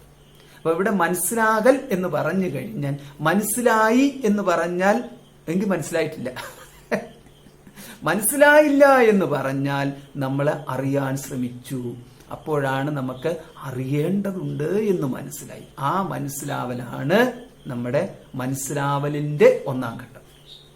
അപ്പൊ ഇത് വെച്ചുകൊണ്ട് വേണം നമ്മൾ ഇനിയിപ്പോൾ അടുത്തതിലേക്ക് കടക്കാൻ. ഇപ്പൊ അടുത്തതിലേക്ക് കടക്കാൻ എന്താ, അടുത്തതിലേക്ക് കടക്കുക എന്ന് പറഞ്ഞാൽ നമുക്ക് അറിയേണ്ടത് ഈശ്വരനെ അറിയാൻ ബുദ്ധിമുട്ടുള്ള രീതിയിൽ മാറ്റിവെച്ചു.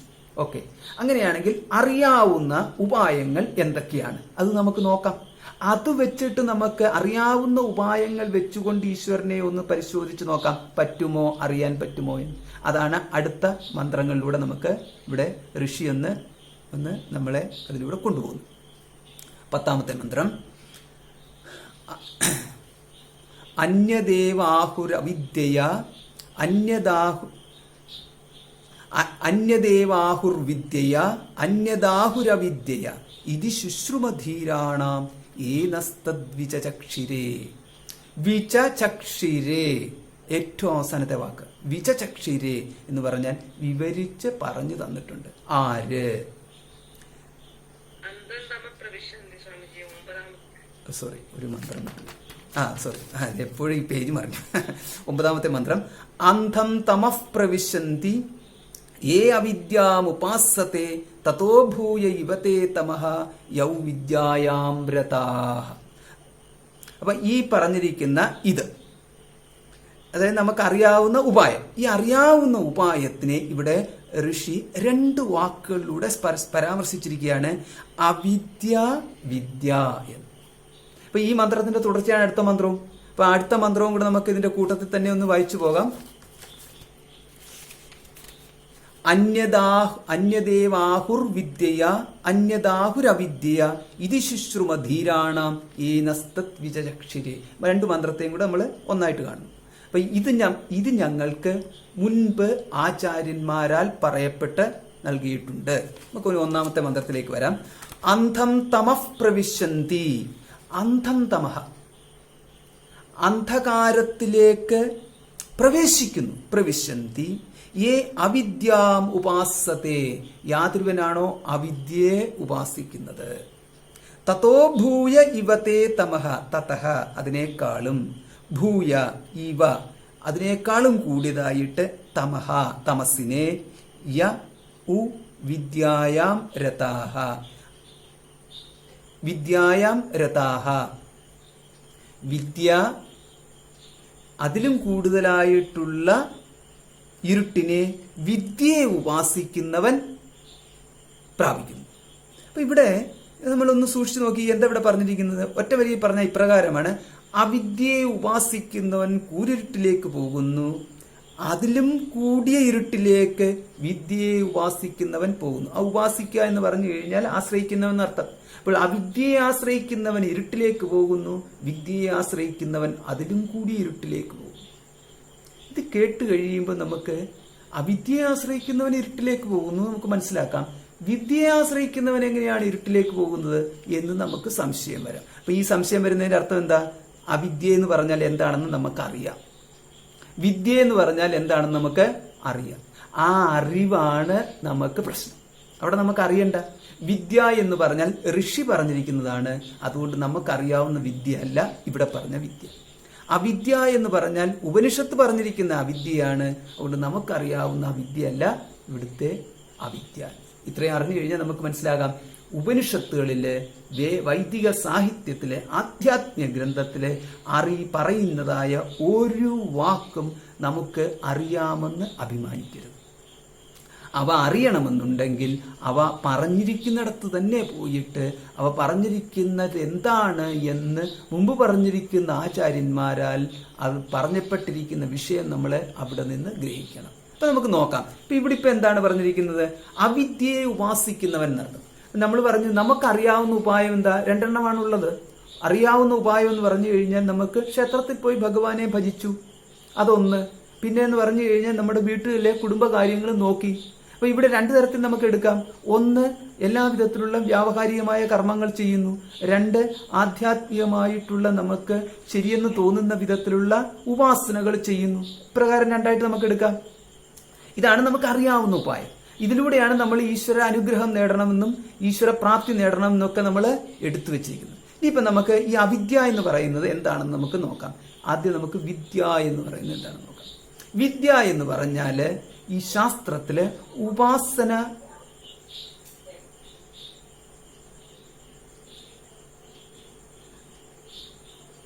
ഉപാസന എന്ന് പറഞ്ഞിരിക്കുന്ന ഭാഗത്തിനെയാണ് വിദ്യ എന്ന് പറഞ്ഞിരിക്കുന്നത്. ശാസ്ത്രത്തില്, അതായത് ഉപനിഷത്ത് വേദത്തില് ഉപാസനയുടെ ഭാഗത്തെ മുഴുവനാണ് നമ്മൾ വിദ്യ എന്ന് പറഞ്ഞിരിക്കുന്നത്. അപ്പോൾ വിദ്യ അല്ലാത്തത് എന്ന് പറഞ്ഞു കഴിഞ്ഞാൽ അതിനെയാണ് അവിദ്യ എന്ന് പറഞ്ഞിരിക്കുന്നത്. വിദ്യാവിരോധി അവിദ്യ എന്നുള്ളതല്ല എടുക്കേണ്ടത്, പകരം വിദ്യ അല്ലാത്തത്, അന്യത്ത് അർത്ഥം എടുക്കണം. എങ്ങനെയെന്ന് ചോദിച്ചു കഴിഞ്ഞാൽ അബ്രാഹ്മണ എന്ന് പറഞ്ഞാൽ, അബ്രാഹ്മണ എന്ന് പറഞ്ഞു കഴിഞ്ഞാൽ എന്താ അർത്ഥം? ബ്രാഹ്മണൻ അല്ലാത്തവനെ അർത്ഥമുള്ളൂ. അക്കൂട്ടത്തിൽ ഇരിക്കുന്നവരിൽ അബ്രാഹ്മണൻ ഇങ്ങോട്ട് വരിക എന്ന് പറഞ്ഞു കഴിഞ്ഞാൽ അപ്പോൾ നമ്മൾ അവിടെ ഉദ്ദേശിക്കുന്നത് എന്താ? കുറച്ച് ആൾക്കാർ ഇരിപ്പുണ്ട്, ആ കൂട്ടത്തിൽ ബ്രാഹ്മണരും ബ്രാഹ്മണരല്ലാത്തവരുമുണ്ട്. അബ്രാഹ്മണൻ വരിക എന്ന് പറയുമ്പോൾ അവിടെ ബ്രാഹ്മണൻ അല്ലാത്തവൻ വരാനേ പറഞ്ഞിട്ടുള്ളൂ, അല്ലാതെ ബ്രാഹ്മണ വിരോധി വരാൻ എന്നുള്ള അർത്ഥം അല്ല. അതാണ് അബ്രാഹ്മണ. അപ്പൊ അതേമാതിരി തന്നെയാണെങ്കിൽ അവിദ്യ എന്ന് പറഞ്ഞാൽ വിദ്യാവിരോധി എന്നുള്ള അർത്ഥമല്ല, പകരം വിദ്യായ അന്യത്ത്, അന്യത്ത് മറ്റൊന്ന്, വിദ്യ അല്ലാത്തത് എന്നർത്ഥം. അപ്പം വിദ്യ അല്ലാത്തത് എന്ന് പറഞ്ഞാൽ ഇവിടെ നമുക്ക് വിദ്യയ്ക്ക് ഒരു അർത്ഥം കൊടുത്തു, ഉപാസനയെന്ന് അർത്ഥം കൊടുത്തു. അപ്പോൾ ഉപാസനയിൽ നിന്ന് അന്യമായിട്ടുള്ളത്, അത്രേ അർത്ഥമുള്ളൂ ഇവിടെ. ഉപാസനയിൽ നിന്ന് അന്യമായിട്ട് നമുക്കിപ്പോൾ എന്താ, നമ്മളൊരു കർത്താവാണ്. ഉപാസനയല്ലാതെ നമുക്കിപ്പോൾ എന്താ ഇവിടെ പറഞ്ഞിരിക്കുന്നത്? നമ്മൾ വേദത്തെ ആശ്രയിച്ച് ജീവിക്കുന്ന ഒരു ഒരു ഒരു കർത്താവ്, ഒരു സാധാരണ വ്യക്തിയാണ്. അപ്പൊ അങ്ങനെ വരുമ്പോൾ നമുക്ക് ഉപാസനയല്ലാത്തത് എന്ന് പറയുന്നത് നമ്മുടെ നിത്യജീവിതത്തിൽ നാം അനുഷ്ഠിക്കുന്നതായ വേദോക്ത വിധിയിലൂടെയുള്ള കർമ്മങ്ങളാകുന്നു ഇവിടുത്തെ അവിദ്യ എന്ന് പറയുന്നത്.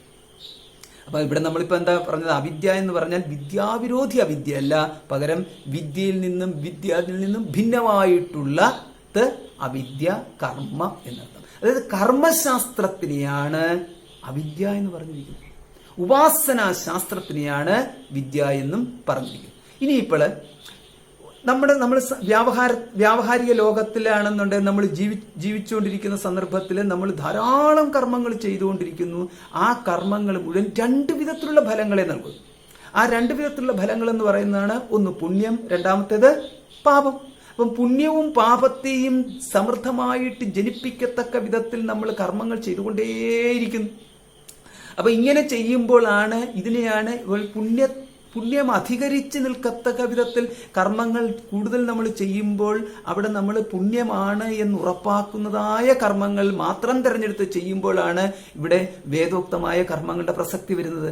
അങ്ങനെ വരുമ്പോൾ നമ്മൾ നിത്യജീവിതത്തിൽ അനുഷ്ഠിക്കേണ്ടുന്നതായ അഗ്നിഹോത്രാദി കർമ്മങ്ങള്, അതല്ല എന്നുണ്ടെങ്കിൽ അവിടെ ഈ പഞ്ചയജ്ഞങ്ങൾ എന്ന് പറയുന്ന അന്നദാനം തുടങ്ങിയവയെല്ലാം ആ കൂട്ടത്തിൽ തന്നെ സ്മൃതി വിഹിതമായിട്ടുള്ളതും കൂടെ നമ്മൾ അതിന്റെ കൂട്ടത്തിൽ ചേർത്ത് കഴിഞ്ഞാൽ അവയെല്ലാം കൂടെ ചേർന്ന് പുണ്യത്തെ ജനിപ്പിക്കുന്നതായ ഒരു കർമ്മഫലം നമുക്ക് പുണ്യരൂപമായ കർമ്മഫലത്തെ ജനിപ്പിക്കുന്നതായ കർമ്മത്തിന്റെ മേഖലയാകുന്നു അവിദ്യ എന്ന് പറയും. അപ്പം പുണ്യത്തെ ജനിപ്പിക്കുന്നതായ ഫലരൂപമായിട്ടുള്ള ഈ പുണ്യത്തെ ജനിപ്പിക്കുന്നതായ അവിദ്യ എന്ന് പറയുന്ന കർമ്മം. അപ്പോൾ ആ കർമ്മത്തിനെ ഇവിടെ നമുക്ക് കർമ്മം ചെയ്യുമ്പോൾ, അതുകൊണ്ട് എന്തുകൊണ്ടാണ് ഇതിനെ അവിദ്യ എന്ന് പറയുന്നത്? ഇവിടെ അവിദ്യ എന്ന് പറഞ്ഞു കഴിഞ്ഞാൽ വിദ്യ അന്യത്ത് എന്ന് പറഞ്ഞു കഴിയുമ്പോൾ അവിടെ സഹായകരമായിട്ടുള്ള ഘടകങ്ങൾ അവയെല്ലാം അവിടെ പല ഘടകങ്ങളെ ആശ്രയിച്ചിട്ടാണ് അവയുടെ നിലനിൽപ്പ്. ആ പല ഘടകങ്ങളെ ആശ്രയിച്ച് നിൽക്കുമ്പോൾ ആ പല ഘടകങ്ങളുടെ അവസ്ഥയ്ക്കനുസരിച്ചിട്ട് ഉണ്ടാകുന്ന ഫലങ്ങളും മാറാം. അതായത് ഇത് യജ്ഞം ചെയ്യണമെന്നുണ്ടെങ്കിൽ സാമഗ്രികൾ വേണം, ധാരാളം വസ്തുവകകൾ വേണം. ആ വസ്തുവകകളുടെ ശുദ്ധാശുദ്ധങ്ങൾ ഇതിനെ നിർവചിക്കുന്നു. ചുരുക്കത്തിൽ ഈ നമ്മൾ ഹോമം ഇങ്ങനെ ചെയ്തുകൊണ്ടിരിക്കുകയാണ്. ഇങ്ങനെ ചെയ്തുകൊണ്ടിരിക്കുമ്പോൾ ഒരു വലിയൊരു യജ്ഞകുണ്ഡം, ആ വലിയൊരു യജ്ഞകുണ്ഡത്തിൽ നമ്മൾ ഹോമം ഇങ്ങനെ ചെയ്തുകൊണ്ടിരിക്കുക. ഒരു ഉദാഹരണം പറയുകയാണ്, വലിയൊരു യജ്ഞകുണ്ഡത്തിൽ നമ്മൾ വിശിഷ്ടമായൊരു യജ്ഞം ചെയ്തുകൊണ്ടിരിക്കുകയാണ്. അപ്പൊ അതിനകത്തേക്ക് പല വലിയ തടികൾ തന്നെ ഉള്ള രീതിയിൽ തന്നെ നമ്മൾ ഇടുന്നതൊക്കെ വിധത്തിലുള്ള വലിയ ഹോമകുണ്ഡമാണ്. അതിലേക്കൊരു തടി ഇട്ടു. ആ തടി എന്ന് പറയുന്നത് നമ്മൾ ശ്രദ്ധയില്ലാത്തത് കാരണം അതിന് ഒരു വിള്ളൽ, ഒരു ഒരു ദ്വാരമുണ്ടായിരുന്നു. ആ തീയിലേക്ക് വീണ് കഴിഞ്ഞപ്പോൾ അതിനകത്തുനിന്നൊരു പാമ്പ് ചാടി ആ തീക്കുള്ളിൽ എല്ലാവരും കാണുക, പാമ്പ് ചാടി തീക്കുള്ളിൽ വീണു, അത് കരിഞ്ഞു. നോക്കിക്കേ, ചെയ്യാൻ പോയത് മഹത്തായ ഒരു യജ്ഞമാണ്. ആ യജ്ഞം ഇനിയിപ്പം തുടരാൻ പറ്റുമോ? അപ്പൊ ഇങ്ങനെ വരുന്നു. അതായത് യജ്ഞകർമ്മത്തിലെ പല വിധത്തിലെ വിഘ്നങ്ങൾ വരാം. ഇതിനെയൊക്കെ ഉപരിയായിട്ട് വേറൊന്നുകൂടെ ഉണ്ട്. ഇങ്ങനെയെല്ലാം കർമ്മം ചെയ്യണമെന്നുണ്ടെങ്കിൽ ഒറ്റയ്ക്കിരുന്ന് ഒരുവൻ കർമ്മം ചെയ്യുവാൻ, അതായത് വിവാഹം കഴിക്കാതെ ഇരിക്കുന്നവൻ അല്ലെങ്കിൽ ഭാര്യയെ ഉപേക്ഷിച്ചവൻ ഒറ്റയ്ക്കിരിക്കുന്നവൻ കർമ്മം ചെയ്യുവാൻ യോഗ്യനല്ല. അതാണ് വൈദികമായ രീതി. വൈദികമായ രീതി എന്ന് പറഞ്ഞാൽ നമ്മുടെ പാരമ്പര്യം അനുസരിച്ച്, സംസ്കാരം അനുസരിച്ച് ഈ ലോകത്ത് ഈ സമൂഹത്തിന്റെ ഭാഗമായിട്ട് ജീവിക്കുവാൻ ഒരുവൻ യോഗ്യനാകണമെന്നുണ്ടെങ്കിൽ അവൻ വിവാഹിതനായിരിക്കണം, അല്ലെങ്കിൽ സമൂഹം വിട്ടുപോയിക്കൊള്ളാനാണ് പറയുന്നത്. വിവാഹം ചെയ്യുക എന്ന് പറഞ്ഞു കഴിഞ്ഞാൽ ഇതാണ് നമ്മുടെ സംസ്കാരത്തിന്റെ ആണി വേരെന്ന് പറയുന്നത്. ഇതാണ് നമ്മുടെ സംസ്കാരം എന്ന് പറയുന്നത്. ഒരു കുടുംബത്തെ ആശ്രയിച്ച് നിൽക്കുന്നത്. ആ സംസ്കാരത്തെ തകർക്കുക എന്ന് പറയുന്നതാണ് ഇപ്പോൾ നമ്മൾ കണ്ടുകൊണ്ടുവരുന്നത്. കുടുംബം ഛിന്ന ഭിന്നമാക്കി കളയുക എന്നുള്ളത്. അപ്പൊ അങ്ങനെ കുടുംബം ഛിന്ന ഭിന്നമാക്കി കളയുന്ന വിധത്തിലാണ് പ്രവൃത്തികൾ ഉണ്ടാകുന്നത്.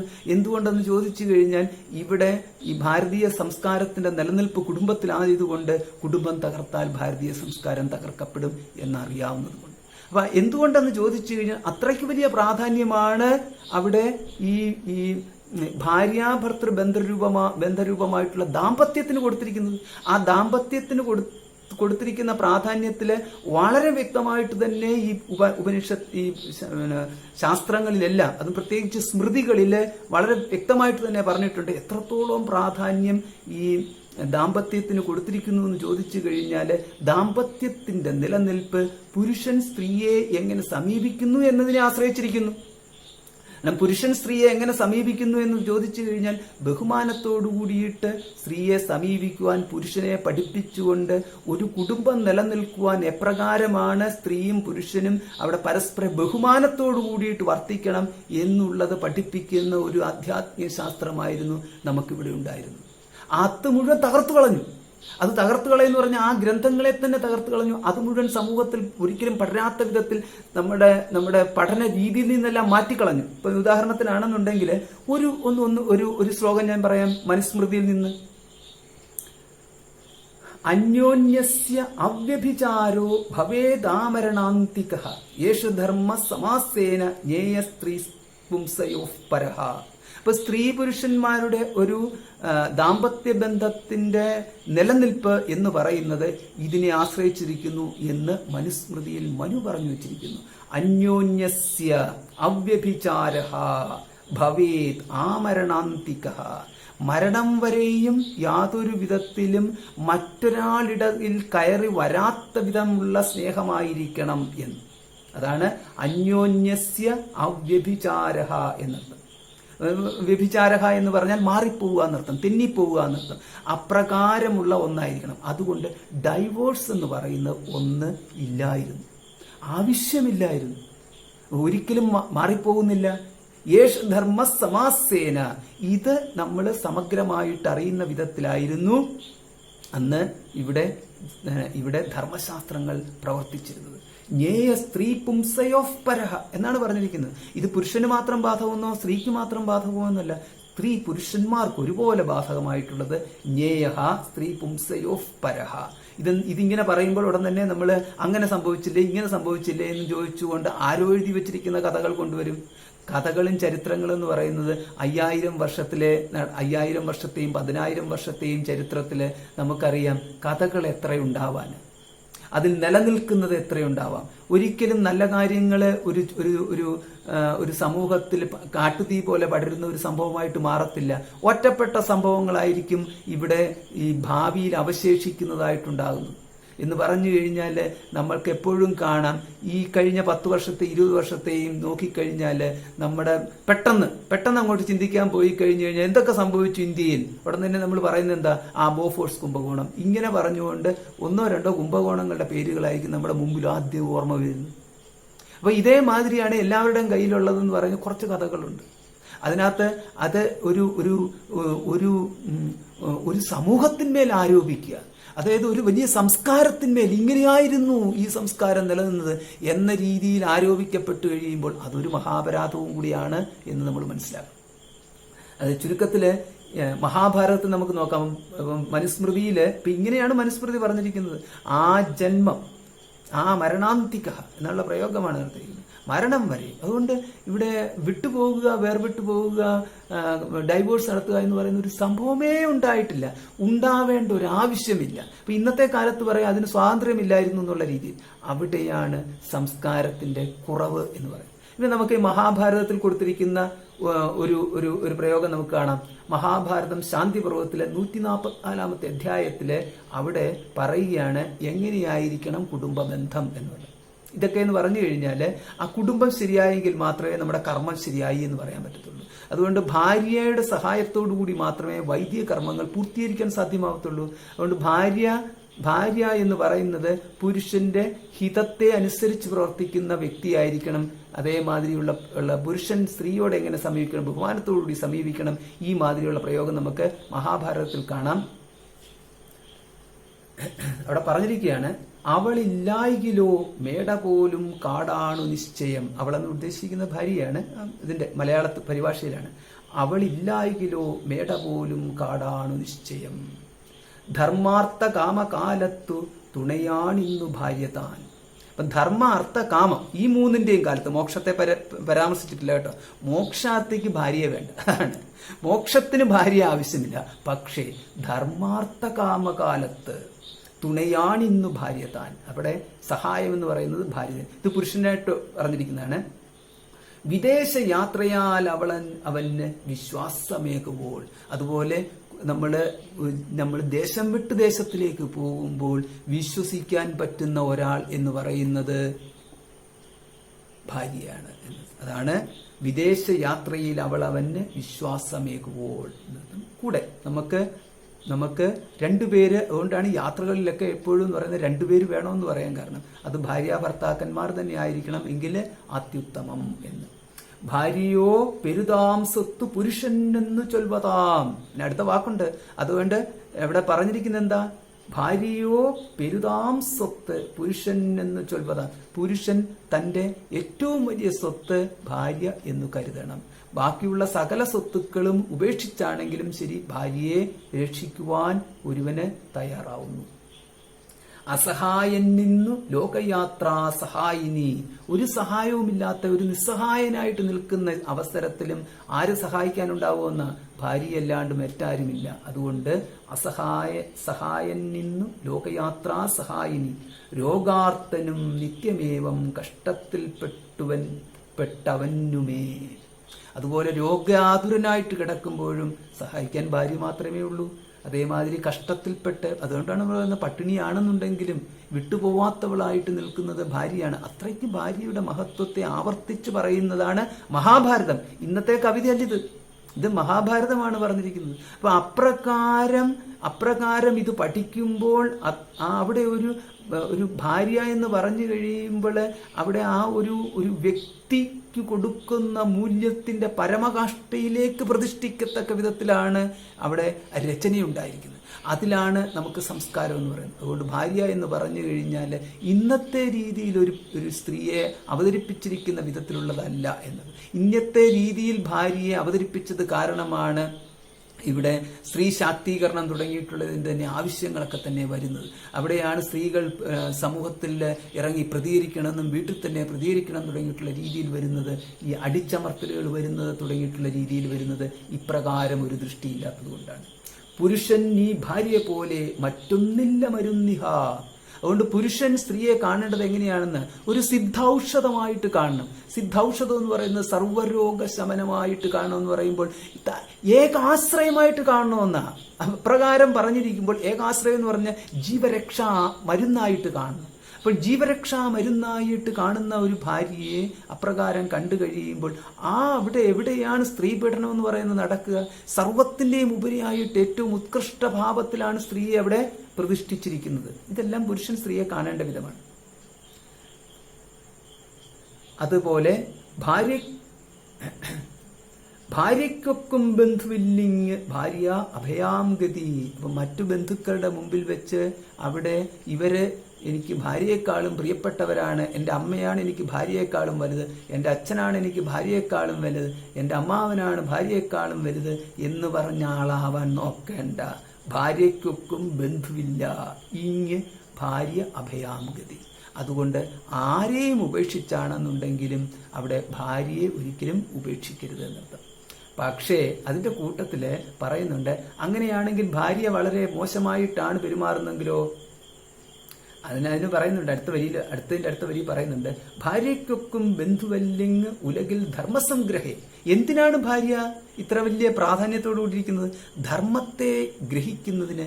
ധർമ്മം എന്ന് പറഞ്ഞാൽ പുണ്യത്തെ, പുണ്യാർജനത്തിന്, പുണ്യപ്രാപ്തിക്ക് ചെയ്യേണ്ട കർമ്മത്തിന് സഹായിയായിട്ട് നിൽക്കുന്നവളാകുന്നു ഭാര്യ. ഇതാണ് ഭാര്യയുടെ ലക്ഷണം.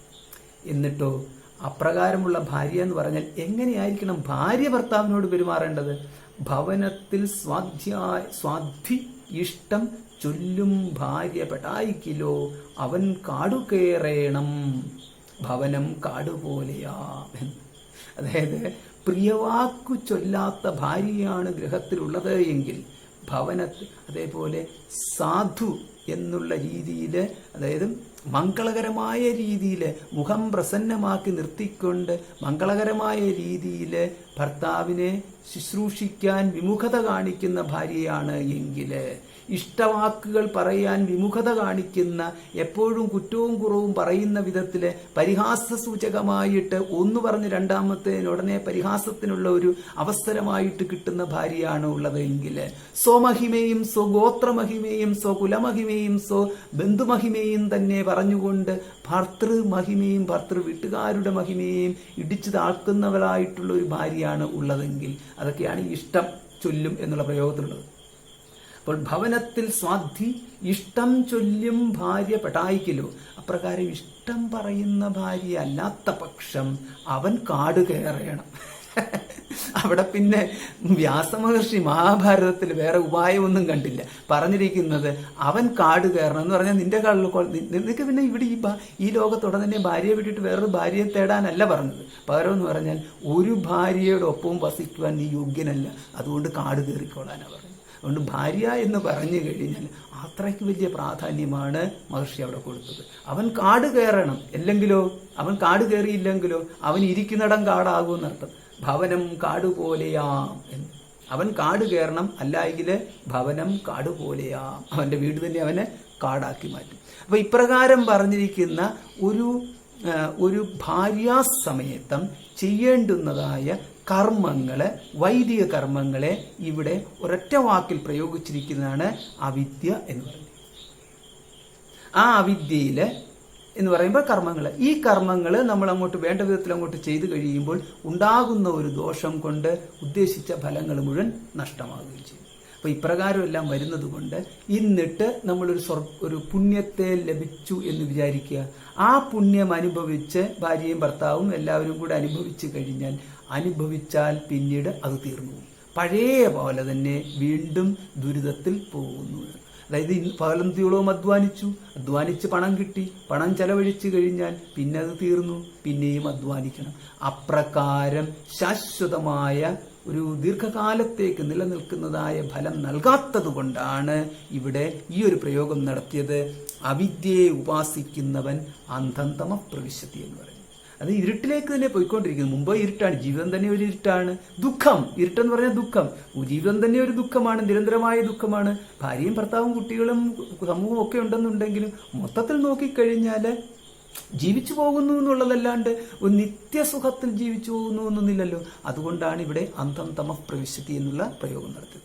ഈ അടുത്ത പ്രയോഗമോ, അവിദ്യയെ ഉപാസിക്കുന്നവൻ ഇപ്രകാരം ദുരിതത്തിലേക്ക് പോവുകയാണെങ്കിൽ വിദ്യായാം രതാഹ, വിദ്യയെ ഉപാസിക്കുന്നവൻ എന്ന് പറയുമ്പോൾ ഇതിൽ നിന്നും വ്യത്യസ്തനായിട്ട് ഒരുവന് നമ്മൾ വിചാരിക്കാം അവന് ധ്യാനം തുടങ്ങി, അവൻ ഈശ്വര വിചാരം തുടങ്ങി. പക്ഷെ ആ ഈശ്വര വിചാരം എന്ന് പറയുമ്പോൾ അവൻ മന്ത്രം, തന്ത്രം, ഉപാസനകളെയൊക്കെയാണ് ആശ്രയിച്ചിരിക്കുന്നത്. അത് പല വിധത്തിലുള്ള ശക്തി ഉപാസന, ഭൈരവ ഉപാസന, അതേപോലെ പല ദേവതാ ഉപാസനകളൊക്കെ ചെയ്തു. അപ്പോൾ ഇവന്റെ ഉള്ളില് ഈ ഉപാസനകൾ ചെയ്യുമ്പോൾ അവന് പോയി ഒരു ഉപാസന വിധി മനസ്സിലാക്കി, ആ വിധി മനസ്സിലാക്കി കഴിഞ്ഞിട്ട് ആരാ ചെയ്യുന്നതെന്ന് അവൻ ഒരു പ്രത്യേക ലക്ഷ്യത്തോടു കൂടിയാണ് ചെയ്യുന്നത്. എനിക്ക് കുറച്ച് പുണ്യം വേണം, എന്റെ ദുരിതം പോകണം, ആ ഒരു ലക്ഷ്യത്തോടു കൂടിയിട്ട്, അല്ലെങ്കിൽ എനിക്ക് മരണശേഷം സ്വർഗത്ത് പോകണം, അല്ലെങ്കിൽ എനിക്ക് ദേവന്മാരുടെ ദർശനം ലഭിക്കണം, ഒരു പ്രത്യേക ലക്ഷ്യത്തോടുകൂടി അവൻ അത്രയും അറിവുള്ളൂ. ആ പ്രത്യേക ലക്ഷ്യത്തോടു കൂടിയിട്ട് അവന് അറിയാവുന്ന വിധത്തില്, അവന് നിർദ്ദേശിക്കപ്പെട്ട വിധത്തില് കുറച്ച് ഉപാസനകൾ ചെയ്യുന്നു. അങ്ങനെ ഉപാസനകൾ ചെയ്തുകൊണ്ടിരിക്കുന്ന അവന് അവിടെ ഉപാസനകൾ ചെയ്യുന്ന സന്ദർഭത്തില് ഇഹലോകത്തിലുണ്ടായിട്ടുള്ള ഗ്രഹവുമായിട്ട് സംബന്ധപ്പെട്ട ആ സെക്യൂരിറ്റി എന്ന് പറയുന്നത്, സുഖമെന്ന് പറയുന്നതും സുരക്ഷിതത്വം എന്ന് പറയുന്നതും അവനിവിടെ നഷ്ടപ്പെട്ടു പോയി. പിന്നെ ഭാവിയിൽ കിട്ടാൻ പോകുന്ന ഒരു സുഖത്തിന് പ്രതീക്ഷിച്ചുകൊണ്ടാണ് അവനിപ്പോൾ ഇവിടെ ഉപാസന ചെയ്യുന്നത്. അത് എന്ന് പറഞ്ഞു കഴിഞ്ഞാൽ മരണശേഷം ലഭിക്കുന്ന ഒരു സുഖത്തെക്കുറിച്ച് ഉദ്ദേശിച്ചുകൊണ്ടാണ്, സ്വർഗത്ത് ലഭിക്കുന്ന ഒരു സുഖത്തെക്കുറിച്ച് ഉദ്ദേശിച്ചുകൊണ്ടാണ്. അതുകൊണ്ട് സ്വർഗത്തെ ഉദ്ദേശിച്ചുകൊണ്ട് ഇവിടെ കേവലം ഉപാസനയിൽ തന്നെ നിഷ്ഠമായിട്ട് പോയിക്കൊണ്ടിരിക്കുന്നവന് സ്വർഗത്തിൽ എത്തുമോ ഇല്ലയോ എന്ന് പോലും നമുക്ക് വ്യക്തത ഇല്ലാതിരിക്കെ അപ്രകാരം അവൻ ഇവിടെ ജീവിതം ഇവിടെ ഈ പല വിധത്തിലുള്ള ഉപാസനകളിലൂടെ കടത്തിക്കൊണ്ടുപോവുകയും അവിടെ അവന്റെ ബുദ്ധി തന്നെ ഒരു ഭാവിയിൽ ഉണ്ടാകാൻ പോകുന്ന ഒരു സുഖത്തിലേക്ക് ഭ്രമിക്കപ്പെട്ടതായ സുഖത്തിലേക്ക് ബുദ്ധി അവൻ ഭാവിയിലുണ്ടാകുന്ന സുഖത്തിലേക്ക് ഭ്രമിക്കപ്പെട്ടതായ ബുദ്ധിയോടുകൂടിയവനായിട്ട് അവൻ ഭവിക്കുന്നു. അങ്ങനെ ഭവിക്കുന്ന അവനെയാണ് പറഞ്ഞിരിക്കുന്നത്, അതായത് ഇവിടത്തെ ലോകം നഷ്ടപ്പെടുത്തിയവൻ, അവിടുത്തെ ലോകത്തിലെ ആശങ്കയോടുകൂടിയുള്ളവൻ. കാരണം അവനും അത്ര ഉറപ്പൊന്നുമില്ല അത് കിട്ടുമോ ഇല്ലയോ എന്നുള്ളത്. കുറച്ച് കഴിയുമ്പോഴാണ് അവന് തോന്നും ഇത് ശരിയല്ല എന്ന് തോന്നും, മറ്റൊന്ന് അവൻ ചെയ്യാൻ പോകും. അത് കുറച്ച് കഴിയുമ്പോൾ തോന്നും എനിക്ക് കിട്ടിയ മന്ത്രം തെറ്റാണെന്ന് തോന്നും, ഇതുവരെ ചൊല്ലിയ മന്ത്രം പോരാ വേറൊന്നും അന്വേഷിക്കാൻ പോകും. ഇങ്ങനെ വീണ്ടും വീണ്ടും വീണ്ടും അവൻ ഇങ്ങനെ ചുറ്റിക്കൊണ്ടേയിരിക്കുന്നു. അതുകൊണ്ടാണ് അവന് കുറ്റാക്കൂരിട്ടിലേക്ക് എന്ന് പറഞ്ഞിരിക്കുന്നത്. അതുകൊണ്ട് ഇവിടെ വിദ്യ എന്ന് പറഞ്ഞാൽ ഉപാസന, ആ വിദ്യയെ ആശ്രയിക്കുന്നവൻ ഇതിലും വലിയ ഇരുട്ടിലേക്ക് പോകുന്നു എന്നുള്ള പ്രയോഗം. എനിക്ക് തോന്നുന്നത് ഇതോടുകൂടിയിട്ട് ആ ഒരു വിദ്യ എന്നുള്ളതിനെ കുറിച്ചൊരു ധാരണയായിട്ടുണ്ട് എന്ന് വിചാരിക്കുന്നു. ഇതിനോടനുബന്ധിച്ചിട്ടുള്ള ഈ മന്ത്രം കൂടെ നമുക്ക് കാണാം. അന്യദേവ ആഹുർ വിദ്യ. അതുകൊണ്ട് വിദ്യയുടെ ഫലം എന്ന് പറയുന്നത് വേറെയാണ്. അന്യദാഹുർ അവിദ്യ, അവിദ്യയുടെ ഫലം എന്ന് പറയുന്നത് വേറെയാവും. ഇപ്പോൾ നമുക്ക് മനസ്സിലായി, വിദ്യാഫലം എന്ന് പറയുന്നത് കർമ്മഫലം, അവിദ്യാഫലം എന്ന് പറയുന്നത് കർമ്മഫലം, വിദ്യാഫലം എന്ന് പറയുന്നത് ഉപാസനാഫലം. ഇത്രയേ ഉള്ളൂ. ഇതി ശുശ്രുമധീരാണാം ഏനസ്തദ്വിചക്ഷുരേ. ഇവിടെ വേദകാലത്ത് ഋഷി പറയുകയാണ്, ഉപനിഷത്തിലെ ഋഷി പറയുകയാണ്, എന്ന് ഇത് ഞങ്ങൾക്ക് ലഭിച്ചത് ഞങ്ങളുടെ ഗുരുവിൽ നിന്നാണ്. അപ്പൊ ഇവിടെ നമ്മൾ കാണണം, ഗുരു പരമ്പരയെ കൂടി നമ്മൾ സ്മരിക്കണം. ഇതി ഇപ്രകാരം ശുശ്രുമ ഞങ്ങൾ കേട്ടിരിക്കുന്നു. അതാണ് ശുശ്രുമ. വയം ശുശ്രുമ എന്ന് ഞങ്ങൾ കേട്ടിരിക്കുന്നു. ധീരാണാം ആരിൽ നിന്ന്?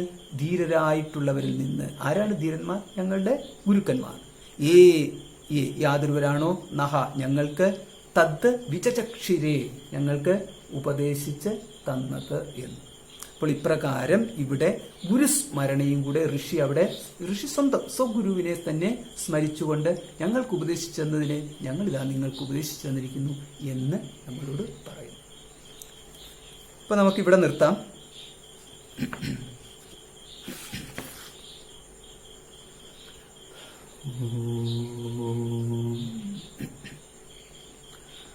ഓം പൂർണ്ണമദഃ പൂർണ്ണമിദം പൂർണ്ണാത് പൂർണ്ണമുദച്യത്തെ പൂർണ്ണസ്യ പൂർണ്ണമാദായ പൂർണ്ണമേവാവശിഷ്യത്തെ.